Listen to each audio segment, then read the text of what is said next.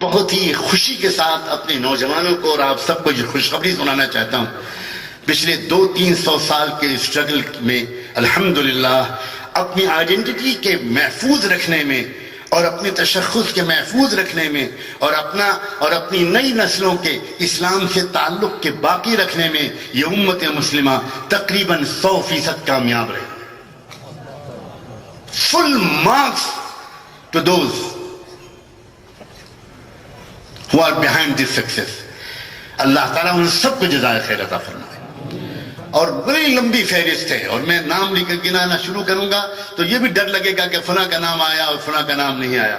میں سلام بھیجتا ہوں ان سب مجددین کو، ان مصلحین کو، ان داعیوں کو، ان شعراء کو، ان ادباء کو، ان تحریکی زعماء کو، ان مفکرین کو، ان اکابر اہل اللہ کو، ان مدرسہ و خانقاہ والوں کو، ان اللہ والوں کو، جن کی سب کی ملی جلی جد و جہد کے نتیجے میں امت مسلمہ آج بھی امت مسلمہ ہے. بلکہ بقول علامہ اقبال مسلمان کو مسلمان کر دیا طوفان مغرب نے. الٹا ہو رہا ہے بالکل. جتنا زیادہ مغرب اس وقت اسلام کے خلاف زبردست قسم کے ظلم کر رہا ہے اتنا ہی زیادہ مسلمان نوجوان اپنے اسلام کی طرف واپس جا رہا ہے.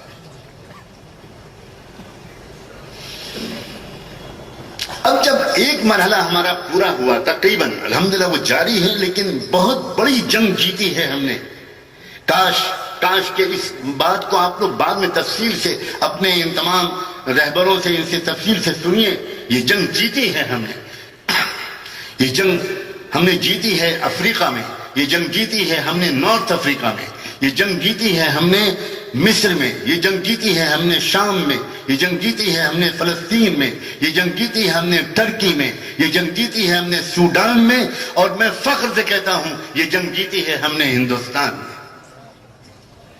یہ چھوٹے چھوٹے مدرسے اور مکتب، یہ چھپروں میں چلنے والے مکتب، یہ پھرنے والی تبلیغی جماعتیں، یہ اسکول، مختلف تحریکیں اور انجمنیں اور تنظیمیں اور جماعتیں اور تحریکیں، ان سب نے مل کر چاہے یہ آپس میں ایک دوسرے سے بہت زیادہ محبت بھی نہ رکھتی ہوں اجنبیت کی وجہ سے، تب بھی ان سب نے مل کر یقیناً ایک بہت بڑا کام کیا ہے.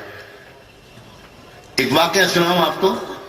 جب گجرات میں زلزلے آئے تھے بہت بھیانک قسم کے، ارتھکویک آیا تھا بھج کے علاقے میں، تو میں اس وقت وہاں پر لکھنؤ سے گیا تھا. اس وقت میں لکھنؤ ہی میں رہتا تھا، آپ کے صوبے مہاراشٹر کا باشندہ نہیں بنا تھا.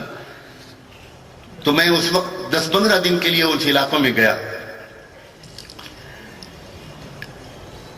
ایک جگہ سے ہم لوگ دوسری جگہ کی طرف جا رہے تھے. 3-4 گاڑیاں تھیں.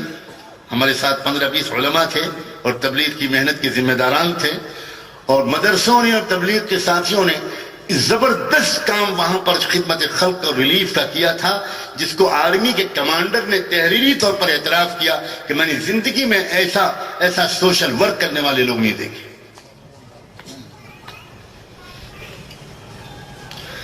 ایک جگہ سے دوسری جگہ ہم لوگ جا رہے تھے تو راستے میں ہم کو ملٹری کا کچھ لوگ ملے. ان کے بریگیڈیئر تھا، ان کے کرنل لوگ تھے اور ان کے ٹرکس تھے جو ریلیف کا سامان لے کے جا رہے تھے. تو انہوں نے روکا ہم لوگوں کو، آپس میں تعارف ہوا. کہاں جا رہے ہیں آپ لوگ؟ اور کسی برے مقصد سے نہیں روکا. ان کا روکنے کا مقصد یہ تھا کہ جہاں ہم لوگ جا رہے ہیں وہاں آپ نہ جائیں، وہاں جہاں ہم بھی نہیں پہنچ پا رہے ہیں وہاں آپ چلے جائیں، تاکہ کم وقت میں سب جگہ پر مدد پہنچ جائے. تو ہم لوگوں نے ان کا شکریہ ادا کیا اور ہم لوگ اپنے رخ پر روانہ ہو گئے. لیکن اچانک مجھے راستے میں دل میں ایک شدید عجیب قسم کا داعیہ پیدا ہوا اور میرے دل میں خیال آیا کہ ہمیں فلاں گاؤں ضرور جانا چاہیے. میں نے اپنے ساتھی سے کہا جو گروپ لیڈر تھے، امیر تھے جماعت کے، مولانا مفتی امتیاز صاحب جوان عمری میں انتقال کر گئے، اللہ ان کے درجے بلند کرے. احمد آباد کا ایک بڑا زندہ دل عالم تھے. تو میں نے ان سے کہا کہ مفتی صاحب میرا دل میں شدید تقاضا ہے، میں وجہ تو نہیں بتا سکتا لیکن شدید تقاضا ہے کہ وہاں جانا چاہیے. تو کہنے لگے بہت اچھا. انہوں نے گاڑی کی ڈرائیور سے کہا کہ ذرا ادھر کو موڑو، اس گاؤں میں چلنا ہے. تو ہمارا قافلہ وہاں پہنچا. وہاں پہلے سے ایک ریلیف کیمپ لگا ہوا تھا بہت بڑا، اور گاؤں کے لوگ لائن میں لگے ہوئے تھے، کچھ زخمی تھے جو لیٹے ہوئے تھے، اور وہاں ریلیف تقسیم کیا جا رہا تھا. تو ہم لوگوں نے تھوڑی دور گاڑیاں روکی اور صرف دیکھا، اس کو واچ کیا. حالانکہ ہمیں کوئی پہلے سے خبر نہیں تھی، لیکن یہ اللہ تعالیٰ کی طرف سے تھا. لائن لگے ہوئے لوگ تھے اور جا کر وہ اسٹیج پر جاتے اور ان کو پورا کٹ دیا جاتا، جو پورے بیگز تھے، چاول دال تیل وغیرہ جو ایسے موقع پر تقسیم ہوتا ہے. انہی لائن میں لگے ہوئے لوگوں میں ہم نے ایک بچہ دیکھا جو شاید مشکل سے 9-10 سال کا تھا، اور ٹوپی لگائے، کرتا پاجامہ پہنے.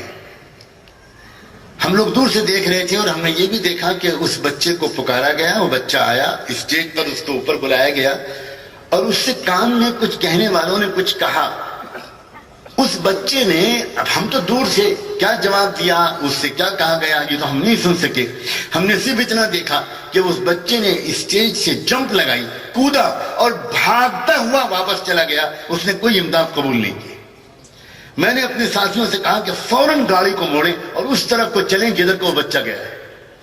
پوچھنا ہے ہم کو اس بچے کے ساتھ کیا ہوا. جب ہماری گاڑی کسی طرح وہاں پہنچی تو اس بچے کو ہم لوگوں نے بلایا، پانی وانی پلایا، دودھ پلایا، نام پوچھا، پتہ پوچھا. اس بچے نے بتایا کہ میری ماں بھی شہید ہو گئی زلزلے میں، باپ بھی مر گئے، دادا بھی مر گئے، بھائی بھی مر گئے، بھابھی بھی مر گئی، خالہ بھی مر گئی، میرا پورا گھر ختم، اور میں کھیت میں کام کر رہا تھا اس لیے بچ گیا. تو میں نے کہا بیٹا تم ایک بات بتاؤ، ہم لوگوں نے دیکھا کہ تم کو بلایا گیا، تم اوپر گئے اور اوپر جا کر تم نے امداد قبول نہیں کی اور تم اتر کے بھاگ آئے، تو یہ کیا ہوا؟ تم نے کچھ لیا بھی نہیں. کیونکہ بچہ ہم کو بتا چکا تھا کہ ہم 2-3 دن سے میرے پیٹ میں ایک لقمہ بھی نہیں گیا، اسی لیے ہم لوگوں نے پہلے سے کچھ کھلایا پلایا، پھر بعد میں بات کی.